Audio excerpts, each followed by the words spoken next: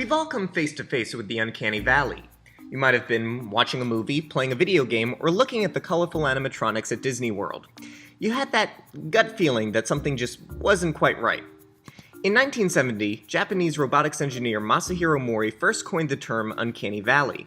Mori noticed that the more human his robots appeared, the more people reacted positively towards them. However, when the robots appeared very close to human beings, but not enough to be convincing, people found them to be visually revolting.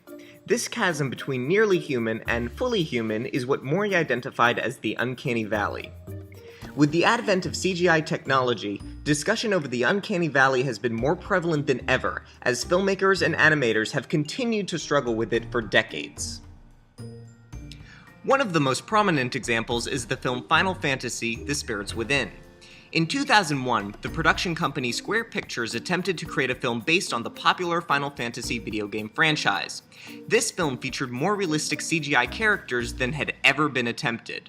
The main character, Aki Ross, was composed of over 400,000 rendered polygons and 60,000 fully animated and rendered hairs. Despite this meticulous attention to detail, the film bombed.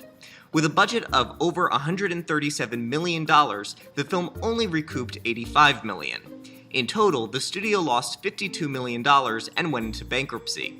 The failure of Final Fantasy has been largely attributed to the Uncanny Valley, which was a major source of criticism from both critics and filmgoers alike.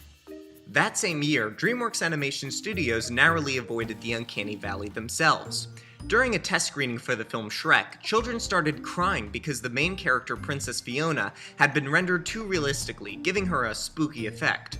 As a result, the animators of the film toned down the character's realism and made her features more cartoony. This small change turned out to be the best possible decision when Shrek went on to become the most successful animated franchise of all time. But fear of the Uncanny Valley has not stopped filmmakers and animators from continuing to try and innovate realistic CG animation. The Polar Express, a film released in 2004, pioneered new motion capture technology. This process involved recording the movements of live actors for their animated counterparts. The filmmakers hoped that this new technique would remove the unnatural movement of digital characters that made audiences uncomfortable. This technology was received with mixed success. The film was moderately successful and made back its budget, however, it was financially dwarfed opening weekend by Pixar's film, The Incredibles, which featured heavily stylized human characters. Technology may someday reach a point where the Uncanny Valley is no longer a problem. Robotics and animation could become so sophisticated that they blend in seamlessly with reality. One thing is certain, technology will never stop trying to push the limits of realism. The Uncanny Valley is here to stay.